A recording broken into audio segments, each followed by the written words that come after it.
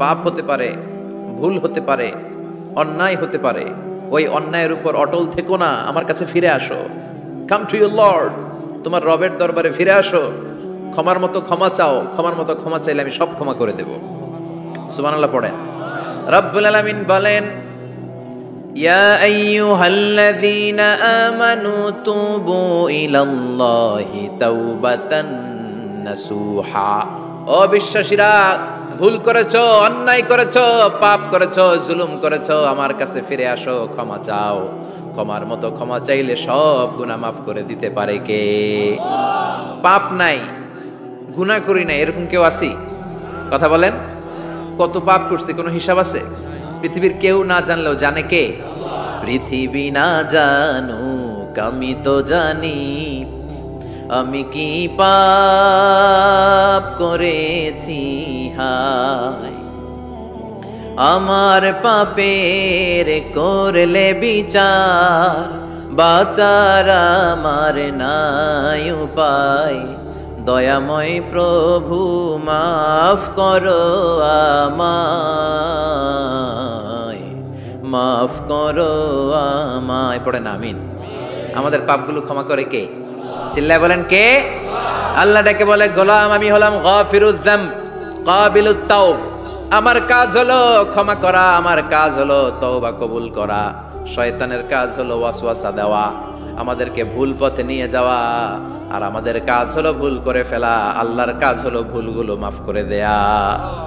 আল্লাহ ডেকে বলে, গোলাম তোরা যদি ভুল না করতি, তোরা যদি পাপ না করতি, তোরা যদি অন্যায় না করতি, তোদেরকে ধ্বংস করে দিয়ে এমন একটা জাতি আমি এই দুনিয়ার বুকে তৈরি করতাম, যারা সকালবেলা ভুল করে দুপুরে মাফ চাইতো, দুপুরে ভুল করে রাত্রে মাফ চাইতো, আজকে ভুল করে আগামীকাল মাফ চাইতো। আর আমি আল্লাহ গুনাহগুলো তাদের সব ক্ষমা করে দিতাম।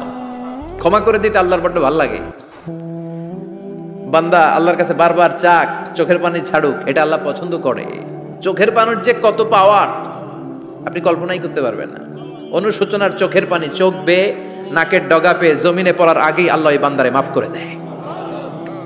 বিশ্বনবী ডেকে বলে, ও আমার উম্মতেরা শোনো, আল্লাহর কাছে দুনিয়ার মানুষদের দুই ফোঁটা পানি সবচেয়ে প্রিয়। এক হলো জিহাদের ময়দানে রক্তের ফোঁটা, দুই হলো অনুতপ্ত বান্দার চোখের পানির ফোঁটা। কত ভুল আপনি করেছেন, কত অন্যায় আপনি করেছেন, কত পাপ আপনার হয়েছে, কত মিথ্যা আপনি বলেছেন, কয় ওয়াক্ত নামাজ ছেড়েছেন, কয় লাখ টাকা ঘুষ খেয়েছেন, কত যৌতুক আপনি খেয়েছেন, কত মিথ্যা আপনি বলেছেন। আপনার পাপ যত বড় হোক, যত বিশাল হোক, যত বেশি হোক, আল্লাহর দয়ার পরিসীমা তার চাইতেও বড়। আপনার পাপ, আপনার অন্যায়, আপনার জুলুমগুলো যদি হয় খালের পানির সমান, বিলের পানির সমান, আল্লাহর দয়া সাগরের পানির সমান। আপনার পাপ যদি হয় সাগরের পানির সমান, আল্লাহর দয়া মহাসাগরের পানির সমান। আপনার পাপ আর অন্যায় যদি হয় পাহাড়ের সমান, আল্লাহর দয়া আকাশের সমান। আপনার পাপ যদি হয় আকাশের সমান, আল্লাহর দয়া আরশের সমান। এজন্য আল্লাহ বললেন, ইয়া আইয়ুহাল্লাযীনা আমানু তুবু ইলাল্লাহি তাওবাতান নাসুহা। ও আমার গোলাম, তুই তোর নিজেরে যত বেশি ভালোবাসিস, তার চেয়েও আমি তোরে বেশি ভালোবাসি। তোর বাবা মা তোরে যত বেশি ভালোবাসে, তার চেয়েও আমাদেরকে বেশি ভালোবাসে কে? আল্লাহ বললেন, ভালোবাসারে তৈরি করার পরে আমি 100 টুকরা করলাম। চিল্লায় বলেন কয় টুকরা? নবী বলে, আমার কোনো গুনাহ নাই, তারপরেও প্রতিদিন 70 বারেরও বেশি আমি তওবা করি। আল্লাহে ইন্নী আস্তাগফিরুল্লাহ ওয়া আতুবু ইলাইহি আকসার মিন 70 মাররা। Could you imagine that? কল্পনা করছেন কোনদিন যে নবীর গুনাহ নাই, ওই নবী তওবা পড়ে প্রতিদিন 70 বার, আকসার 70 বারেরও বেশি। আমার পড়া দরকার কয়বার? আপনার পড়া দরকার কয়বার? বিশ্বনবী 70 বারের বেশি বলে আমাদের পড়া দরকার কয়বার? আর আমরা প্রতিদিন পড়ি কয়বার? কথা কন। আমাদের ভুল হবে, ভুল হতে সমস্যা নাই, ভুল হওয়াই মানুষের স্বভাব, কিন্তু ভুল হওয়ার পরে ভুলের উপর অটল থাকা যাবে না। শয়তান আর মানুষের মধ্যে এই মৌলিক পার্থক্য। শয়তান ভুল করে ভুলের উপরই আছে, ঠিক কি না? ক্ষমা চায় নাই, কিন্তু আমরা সকালে ভুল করলে দুপুরে মাপ চাই কার কাছে? 19 সালে ভুল করলে 20 সালে মাপ চাই কার কাছে? মৃত্যুর আগ পর্যন্ত আমরা ক্ষমা চাইলে ক্ষমা করে দিবে কে? সব সময় 24/7 তওবার দরজা খোলা, দুইটা সময় ছাড়া। ভালো করে মনে রাখবেন, মুখস্থ ঠোঁটস্থ যেন থাকে। দুইটার সময় তওবা কবুল হয় না। চিৎকার করে বলেন কয় সময়? এক হলো বাদাল গারগারা, গরগরানি যখন আসে, মালাকুল মাউত যখন চলে আসে, মালাকুল মাউতরে যখন দেখে ফেলবেন তখন তওবা কবুল হবে নাকি? কথা কন। ফেরাউনের নাম শুনছেন? ওরা যখন আল্লাহ লোহিত সাগরে ডুবাইয়া পানি খাওয়াইতে লাগলো, পানি খাইতে খাইতে পেটটা হয়েছে এত বড়, আর পানি খাইতে পারে না। এরপর হাত তুলে কয় আনা মিনাল মুসলিমিন, কোরআনের আয়াত, আনা মিনাল, হাত তুলে কয় আমি মুসলমান। ফেরাউন না বলে মুসলমান, আমরা যাবো কই? কথা কহ। ফেরাউন হাত তুলে কয় আনা মিনাল মুসলিমিন। আল্লাহ কয় টাইম ইজ আপ, দেরি করছস, অনেক সময় দিলাম, অনেক সুস্থ রেখেছি, ক্ষমতা দিয়েছি, দাপট দিয়েছি, তখন যদি ঘাটটা নত করে, মাথাটা নত করে একবার ক্ষমা চাইতি, ফেরাউন তোরেও ক্ষমা করে দিতাম। কিন্তু সময় শেষ হওয়ার পরে আমি মুসলমানদের অন্তর্ভুক্ত বললে কোনো লাভ হবে নাকি? আল্লাহ বলল সময় নাই, সময় শেষ।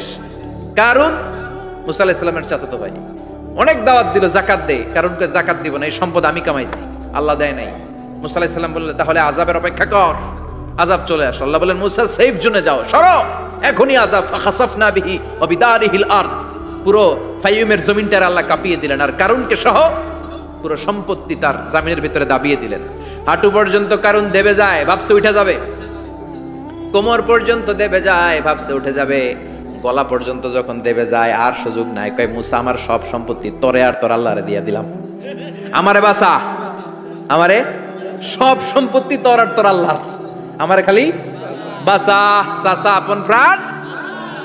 আল্লাহ বলে সময় শেষ। তার মানে বাদাল গারগারা তওবা কিন্তু আর কবুল হয়। এই হলো একটা। নাম্বার 2, বাদা তুলুই শামস মিন মাগরিবিহা, প্রতিদিন চাঁদোলাতে সূর্য কোন দিক দিয়ে ওঠে? কথা কয় না? পূর্ব দিকে। কিয়ামতের আগ দিয়ে সূর্য আর পূর্ব দিকে উঠবে না, পশ্চিম দিক থেকে উঠবে। যেদিন প্রভাতে পশ্চিম দিক থেকে সূর্য উঠবে, ওই দিন থেকে তওবার দরজাটারে বন্ধ করে দিবে কে? আল্লাহ। তার আগ মুহূর্ত পর্যন্ত জীবনে যত গুনাহ করেছি, অন্যায় করেছি, চোখের পানি ছেড়ে ক্ষমা চাইলে ক্ষমা করবে কে?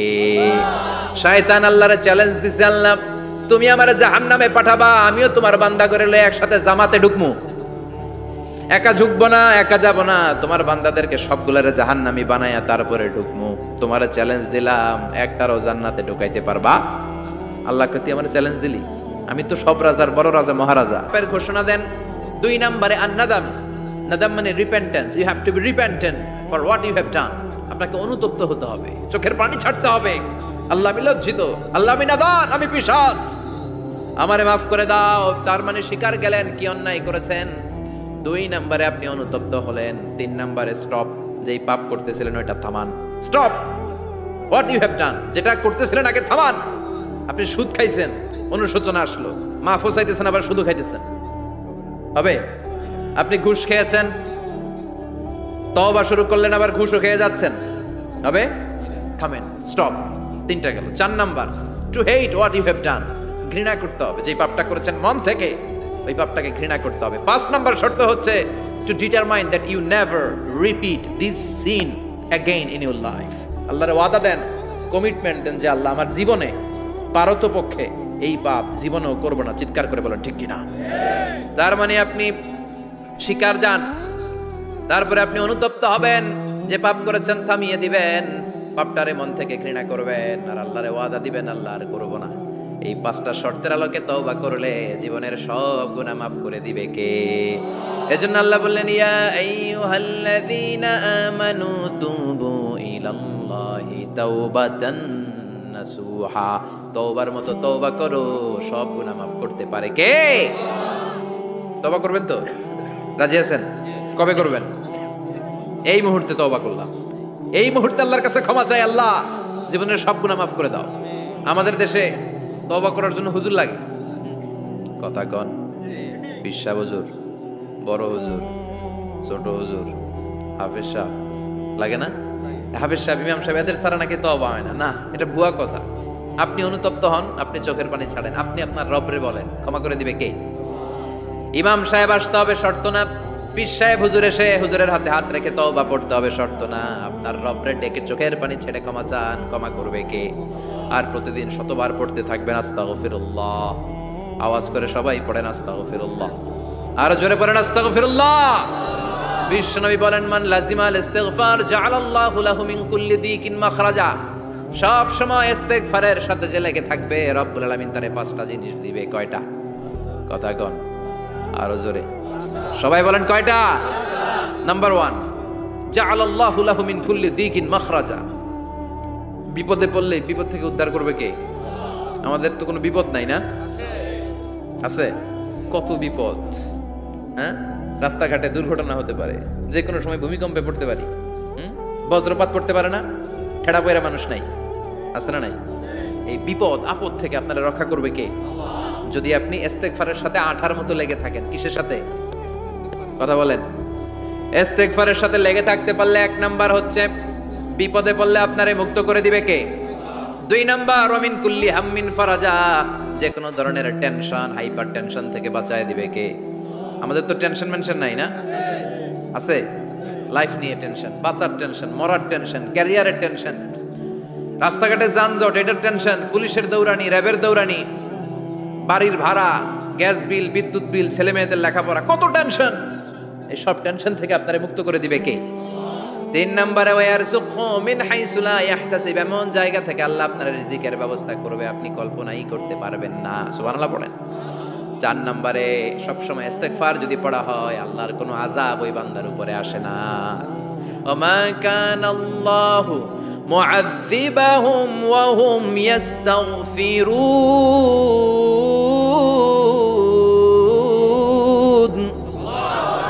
যতক্ষণ আমার বান্দা আমার কাছে ইস্তেগফার পড়তে থাকে আমার কোনো আযাব বান্দারে পাবে না। যতক্ষণ ইস্তেগফার পড়বেন আল্লাহর কোনো আযাব আপনার উপর আসবে না। 4টা গেল। 5 নাম্বার, বারবার ইস্তেগফার পড়লে রফিক ভাই আল্লাহ আপনারে মুস্তাজাবুদ দাওয়া বানিয়ে দিবে। দোয়া করা মাত্র কবুল করে নেবে কে? আল্লাহ। মুস্তাজাবুদ দাওয়া বুঝেন তো? মানে যিনি হাত তুলতে দেরি কবুল হতে দেরি হয় না। বারবার ইস্তেগফার পড়ে দেখেন যে আপনার দোয়া কেমনে কবুল হয়। ইমাম আহমদ ইবনে হাম্বলের নাম শুনেছেন? হাম্বলি মাযহাবের প্রতিষ্ঠাতা। হানাফি, শাফিঈ, মালিকি, 4 নাম্বারটা আপনারা বলেন হাম্বলি। এই হাম্বলি মাযহাবের ইমামের নাম আহমদ ইবনে হাম্বল। জগৎ বিখ্যাত মুহাদ্দিস। একক স্বতন্ত্র হাদিসের কিতাব হিসেবে পৃথিবীতে সবচেয়ে বড় যে হাদিসের কিতাব ওইটার নাম মুসনাদ আহমদ ইবনে হাম্বল। 40,000 হাদিসের কালেকশন আছে এটাতে। এই ইমাম আহমদ ইবনে হাম্বল ওনার শেষ জীবনটা হাদিস পড়ানো, হাদিস কালেকশনের জন্য ব্যয় করেছেন। শহরের পর শহর, দেশ থেকে দেশ, দেশান্তরে ঘুরতেন একটা হাদিসের জন্য। উনি সফরে বেরিয়েছেন হাদিস কালেকশনের জন্য। রুটি দেয়ার পরে আস্তাগফিরুল্লাহ, ক্রেতার কাছ থেকে টাকা নিয়ে ক্যাশ বক্সে রাখে আর কি পড়ে, আবার রুটি বানানো শুরু করে আর কি পড়ে, খালি এটাই পড়তেছে। ইমাম আহমদ ইবনে হাম্বল তো অবাক, কিরে এটা আবার কেমন যুবক, খালি আস্তাগফিরুল্লাহ। উনি প্রশ্ন করলেন, যুবক ঘটনা কি? আসার পর থেকেই তোমারে দেখতেছি তুমি রুটি বানাও, রুটি বিক্রি করো আর পড়ো আস্তাগফিরুল্লাহ, মালাকা ইয়া শাবাব।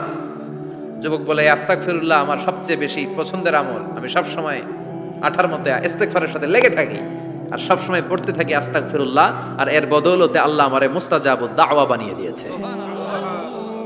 আহমদ ইবনে হাম্বল তো অবাক, আনতা মুস্তাজাবুদ দাওয়া, তুমি মুস্তাজাবুদ দাওয়া, রুটিওয়ালা। আমি এত বছর হাদিস পড়াই, আমিও তো মুস্তাজাবুদ দাওয়া না, আর তুমি রুটি বেচো বাজারে, তুমি মুস্তাজাবুদ দাওয়া, তুমি দোয়া করলে সব কবুল হয়ে যায়। যুবক বলে, না আনা মুস্তাজাবুদ দাওয়া, আমি আমার জীবনে যত দোয়া করেছি কবুল করে নিয়েছে কে? সব দোয়া কবুল করে নিয়েছে আল্লাহ, একটা দোয়া ছাড়া। কয়টা? আহমদ ইবনে হাম্বলের কৌতূহল, কিউরিওসিটি আরো বেড়ে গেল। কি? সব দোয়া কবুল হয়েছে একটা দোয়া ছাড়া। মাযালিকা দুআ ইয়া শাব, কি সেই দোয়া? যুবক এবার বলতে শুরু করলো, আমার জীবনে যে দোয়াটা আল্লাহ কবুল করে নাই সেটা হচ্ছে আমি আল্লাহর কাছে অনেক চেয়েছি, অনেক দোয়া করেছি, যে আল্লাহ শুনেছি এই জামানার সবচেয়ে বড় মুহাদ্দিস, তার নাম নাকি ইমাম আহমদ ইবনে হাম্বল।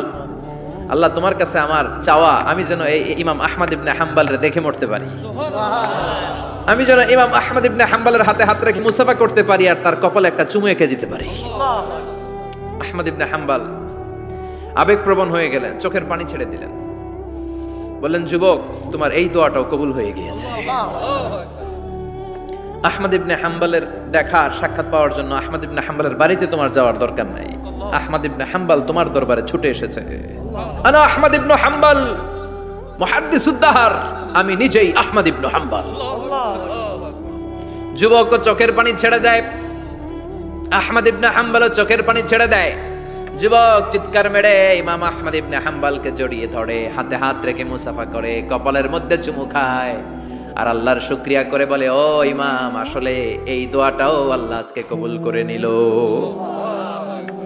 বিশ্বাস হয়? সবসময় ইস্তেগফার পড়লে আপনার দোয়াগুলোর এইভাবে কবুল করে নেবে কে? এই পাঁচটা জিনিস পাবেন সবসময় যদি ইস্তেগফারের সাথে লেগে থাকেন। রাজি আছেন তো? এজন্য বিশ্বনবী সব সময় নামাজে সালাম ফিরানোর পরে পড়তেন আস্তাগফিরুল্লাহ। কি পড়তেন? তিনবার পড়তেন আস্তাগফিরুল্লাহ, আস্তাগফিরুল্লাহ, আস্তাগফিরুল্লাহ। পড়তে রাজি আছেন? ইস্তেগফারের অনেকগুলো আলফাজ আছে, সবচেয়ে ছোট ইস্তেগফার হচ্ছে এটা, আস্তাগফিরুল্লাহ, আস্তাগফিরুল্লাহ।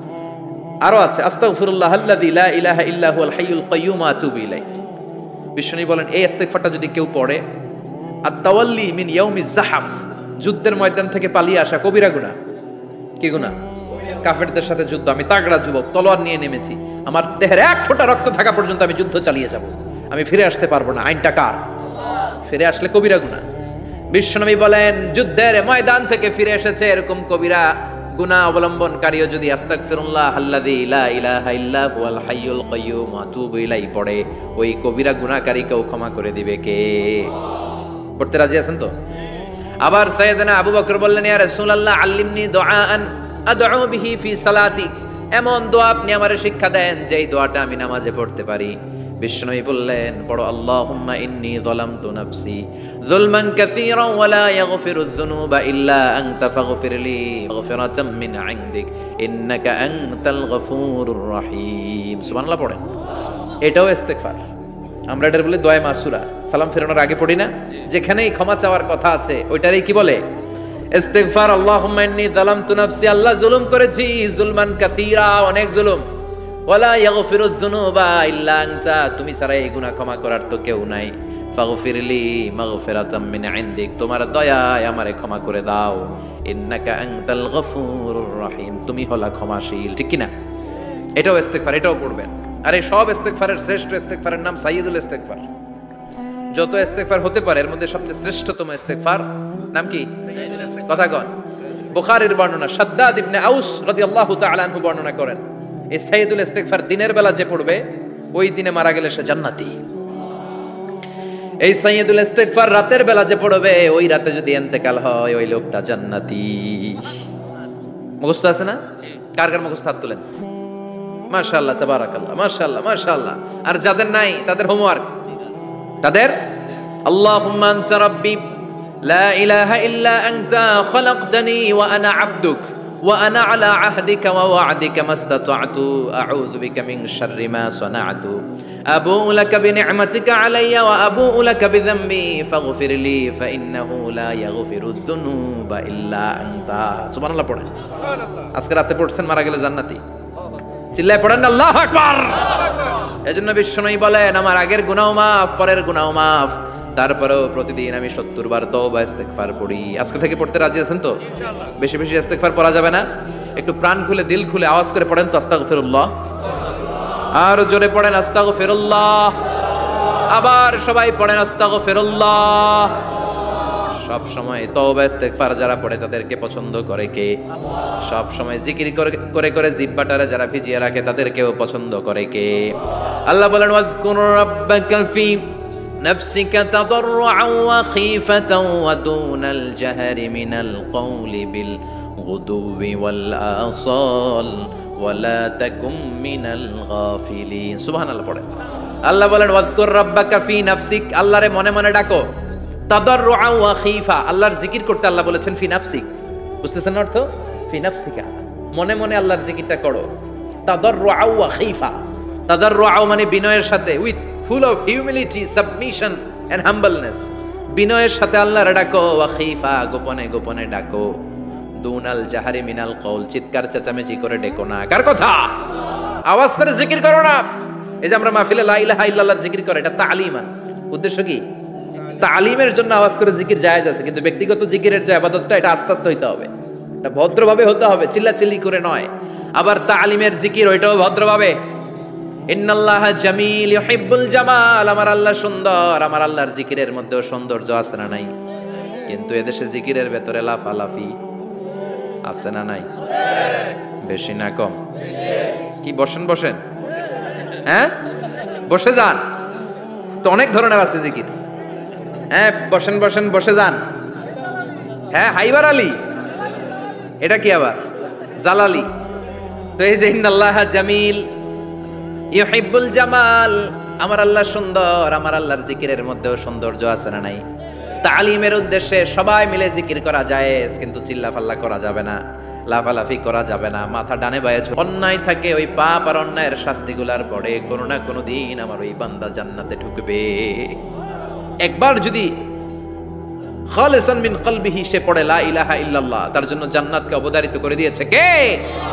আবার এটার নাম আল্লাহ দিয়েছে কালিমায়ে, কথা বলেন, দরাবাল্লাহু মাসালান কালিমাতান তাইয়িবাতান কাশাজারাতিন তাইয়িবাতিন আসলুহা সাবিতুন ওয়া ফারউহা ফিস সামা। সুবহানাল্লাহ। পবিত্র বাণী এটা কালিমায়ে তাইয়িবা। আবু সাঈদ আল খুদরি থেকে বর্ণিত, মুস্তাদরাকে হাকিম আর সহিহ ইবনে হিব্বানে এসেছে, বিশ্বনবী বলেন মুসা আলাইহিস সালাম আল্লাহর একবার প্রশ্ন করলেন, ইয়া রব আল্লিমনি দুআআন আদউ বিহি, আপনি আমার এমন একটা জিকির শিক্ষা দেন যে জিকির দিয়ে আমি শুধু আপনার জিকির করব, কেউ এই জিকির করতে পারবে না। এই জিকির জানবো শুধু আমি, আর জানবেন কথা কোন? প্রশ্ন করছে কে? হ্যাঁ, কাকে করেছে? আল্লাহ এমন একটা জিকির শিখান যেই জিকির কেউ জানে না, আমি জানবো, আর ওই জিকির দিয়ে প্রাণ ভরে আপনারে ডাকবো। আল্লাহ বললেন মুসা পড়ো লা ইলাহা ইল্লাল্লাহু মুহাম্মাদুর রাসূলুল্লাহ। মুসা আলাইহিস সালাম বললেন আল্লাহ চাইলাম কি, কইলেন কি? লা ইলাহা তো জাতীয় জিকির, এটা তো আন্তর্জাতিক জিকির, এটা জানে না এমন কেউ নাই, এমনকি হিন্দু ভাইরাও জানে, কথা কন। আল্লাহ আমি তো চাইছিলাম এক্সক্লুসিভ আমার জন্য স্পেশাল, এর চেয়ে সুন্দর আর কেউ জানবে না, এত সুন্দর একটা জিকির আপনি দিবেন, এটা আমি ডাকবো আপনারে আর আপনি শুনবেন। আল্লাহ বললেন মুসা এর চেয়ে দামি আমার কাছে নাই। লাউ তাদউ লা ইলাহা ইল্লাল্লাহ ফি কাফা, লা ইলাহা রে যদি মুসা এক পাল্লায় রেখে দাও, ওয়াস সামাওয়াতু সাবউ ওয়াল আরদিন, সাত আকাশ সাত জমিন যদি আরেক পাল্লায় রেখে দাও, লা ইলাহা এক পাল্লায়, সাত আকাশ সাত জমিন আরেক পাল্লায় ওজন যদি দাও, লা রাজাহাত কাফাতু লা ইলাহা ইল্লাল্লাহ, মুসা দেখবা মুহূর্তের মধ্যে লা ইলাহা ইল্লাল্লাহর পাল্লা ভারী হয়ে গেছে। সাত আকাশ সাত জমিন এক পাল্লায়, শুধু লা ইলাহা ইল্লাল্লাহ আরেক পাল্লায়, মুহূর্তে লা ইলাহার পাল্লাটারে ভারী করে দিবে কে? এটা বিপ্লবী বাণী। আমরা এটার ভিক্ষার মধ্যে লাগাইছি, এখন ভিক্ষা করার সময় লা ইলাহা আছে না নাই? একটা টাকা দিয়া যান আমি গরিব ইনসান, আখিরাতে সওয়াব পাইবেন পাহাড় সমান, একটা টাকা দিয়া যান আমি গরিব ইনসান, আছে না নাই? জুমার নামাজের সময় ভিক্ষা করে একটা টাকা দিয়া যান, আর লা ইলাহার জিকির লগে আছে না নাই? এটা আমরা ভিক্ষার জিকির বানাইছি, এটা তো বিপ্লবী বাণী। এই বাণীর পক্ষে যারা, তারা ন্যায় আর সত্যের পক্ষে চিল্লায় বলেন ঠিক কিনা? এই বাণীতে যারা বিশ্বাস করে তারা এক আল্লাহর সামনে মাথা নত করে দেয়, গোটা পৃথিবীর কোন শক্তির সামনে ওই মাথা নত হয় না, ঠিক কিনা? এই লা ইলাহা যারা আমরা মানি, আল্লাহ ছাড়া কারোর সামনে মাথা নত করব? কোন শক্তি আমাদের মাথা নত করাতে পারে? বিপ্লবী বাণী, এটা সংগ্রামী বাণী। এই বাণী এমন বিপ্লব তৈরি করে গোটা বিশ্ব পাল্টে দেয়। এই লা ইলাহার ব্যাখ্যা করেছেন সাইয়্যিদ কুতুব শাহীদ তার তাফসিরে, নাম শুনছেন? কি নাম তাফসিরের? ফি জিলালিল কোরআন। ফি জিলালিল কোরআন লিখে উনি মিশর কাঁপিয়ে দিলেন। তিনি গোটা বিশ্বের জাহালাতকে তার তাফসিরের লেখনীর মধ্য দিয়ে তুলে এনেছেন। আর বলেছেন আল্লাহর আইন ছাড়া পৃথিবীর বুকে কোনো আইন চলবে না। তার তাফসির পরে মিশরের সব যুবকরা রাস্তায় নেমে এলো। আন্দোলনের চোটে পুরো মিশরে উত্তাল গণ আন্দোলন। ইনিল হুকমু ইল্লা লিল্লাহ, আল্লাহর জমিনে আল্লাহর আইন ছাড়া কিছু চলবে? পুরো মিশর টালমাটাল, সরকার টালমাটাল। সরকার প্রধান ছিল জামাল আব্দুল নাসের, কয়টারে জেলেবর, কথা কন, হকের কথা বললে জেলখানা আছে না নাই? সাইয়্যিদ কুতুব শাহীদের জেলখানায় ভরা হলো। ওনারে জেলখানায় ভরার পরে আন্দোলন আরো 3 গুণ বেড়ে গেল। কায়রোর রাস্তায়, মিশরের রাস্তায় রাস্তায় ইসলাম প্রেমিক, কোরআন প্রেমিক যুবকদের আন্দোলন। পুরো আন্দোলনে মিশর কেঁপে উঠল। মিশর ব্যাপী আন্দোলনের গণজোয়ার। সরকারের অবস্থা খারাপ। সরকার এবার ঘোষণা দিল সাইয়্যিদ কুতুব শাহীদ মিশরের যুবকদেরকে আন্দোলনে ঠেলে দেওয়ার কারণে তাকে মৃত্যুদণ্ড দেয়া হলো, ফাঁসি। যুগে যুগে কোরআনের পক্ষে যারা, এদের কাছে ফাঁসির রশি আছে না নাই? কিন্তু এই ফাঁসির রশিকে তারা থোড়াই কেয়ার করে চিল্লায় বলেন ঠিক কিনা? ফাঁসি, সাইয়্যিদ কুতুব শাহীদের ফাঁসির রায় দেয়া হলো। আদালত থেকে ফাঁসির রায় বহাল রাখা হলো। যেদিন ফাঁসি দেওয়া হবে তার 1 ঘন্টা আগের ঘটনা। কারা কর্তৃপক্ষের নিয়ম অনুযায়ী, জেল কোডের নিয়ম অনুযায়ী জেলখানার যিনি ইমাম আছে না, উনি 1 ঘন্টা আগে আইসা এই কালিমা পড়ায়, যারা ফাঁসি দেওয়া হবে আরে পড়ায় লা ইলাহা মুহাম্মাদুর। তো সাইয়েদ কুতুব শাহিদকে কালিমা পড়ানোর জন্য ইমাম সাহেব আসছে। ফাঁসির বাকি কয় ঘন্টা, এসে বলে সাইয়েদ কুতুব শাহিদ আপনি পড়েন লা ইলাহা ইল্লাল্লাহ। সাইয়েদ কুতুব শাহিদ বলে আমারে তুই কালিমা শিখাইস না, আমি কালিমা খুব ভালো জানি। যেই কালিমা পড়ানোর কারণে সরকার তোরে বেতন দেয়, ওই কালিমার ব্যাখ্যা করার কারণে সরকার আজকে আমারে ফাঁসি দেয়। তুই কালিমা পড়াস, তোরে টাকার বান্ডিল দেয়, আমি কালিমার ব্যাখ্যা করার কারণে ফাঁসির মঞ্চে দাঁড়াই, চিল্লায় বলেন ঠিক কি না? তার মানে তোর কালিমা আমার কালিমা এক কালিমা না, এই 2 কালিমার মধ্যে পার্থক্য আছে না নাই? তোর ইমানি চেতনা আমার ইমানি চেতনা এক ইমানি চেতনা নয়। তোরে টাকা দেয়, আমারে ফাঁসি দেয়, তার মানে 2 চেতনা আলাদা, চিল্লায় বলো ঠিক কি না? এজন্য আল্লাহ ডেকে বললেন গোলাম এটা বিপ্লবী বাণী। এই কালেমার আন্দোলন যারা করে তারা আল্লাহ ছাড়া পৃথিবীর কাউরে ভয় পায় না, আর তারা চায় কালেমার পতাকা পৃথিবীর মধ্যে যেন পথ পথ করে উড়ে, ঠিক কিনা? বাংলার জমিনে কালেমার পতাকা উড়ুক, আমরা চাই কি চাই না? কোন একদিন এ দেশের আকাশে কালিমার পতাকা উড়বে, সেদিন সবাই খোদাই বিধান পে দুঃখ বেদনা ভুলবে। কোন একদিন এ দেশের আকাশে কালিমার পতাকা উড়বে, সেদিন সবাই খোদাই বিধান পে দুঃখ বেদনা ভুলবে। চিৎকার করে বলেন ঠিক কিনা? এই কালেমার সমাজ যদি হয়, ওই সমাজে কেউ লাঞ্ছিত হবে না, ওই সমাজে কোনো নারী নিগৃহীতা হবে না, ওই সমাজের কোনো কাজের মেয়েরা ধর্ষিতা হবে না, ওই সমাজে দুর্নীতি থাকবে না, ঘুষ থাকবে না, চাঁদাবাজি থাকবে না, টেন্ডারবাজি থাকবে না। সমাজটারে শান্তি দিয়ে সমৃদ্ধ করে দিবে কে? এজন্য সব সময় জিকির করতে হবে একজনের, চিল্লায় বলেন তিনি কে? শ্রেষ্ঠ জিকির হচ্ছে লা ইলাহা ইল্লাল্লাহ। করতে রাজি আছেন? সব সময় জিকিরটা করতে রাজি আছেন? Every night and every day, every night and every day, never forget to say la ilaha illallah, never forget to say la ilaha illallah. পড়েন every night and every day, every night and every day, never forget to say la ilaha illallah, never forget to say la ilaha illallah, never forget to say la ilaha illallah. When you're walking down the street, use your time and repeat and say in every heartbeat la ilaha illallah. When you're walking down the street, use your time and repeat and say in every heartbeat la ilaha illallah. Every night and every day, every night and every day, never forget to say la ilaha illallah. চিল্লায় বলেন ঠিক কি না? দিনে রাতে যে কোনো মুহূর্তে আমাদের জিহ্বার মধ্যে থাকবে কি? কথা বলেন, জিহ্বায় থাকবে কি? এজন্য বিশ্বনবী বললেন আফদালুয যিকরি লা ইলাহা ইল্লাল্লাহ, আল্লাহর কাছে সবচাইতে প্রিয় জিকির হলো লা ইলাহা ইল্লাল্লাহ। আবার বিশ্বনবী বললেন আহাব্বুল কালামে ইলাল্লাহি আরবাআ, আল্লাহর কাছে সবচাইতে প্রিয় কথা হলো 4টা। কয়টা? সুবহানাল্লাহ, আলহামদুলিল্লাহ, লা ইলাহা ইল্লাল্লাহ, সুবহানাল্লাহ,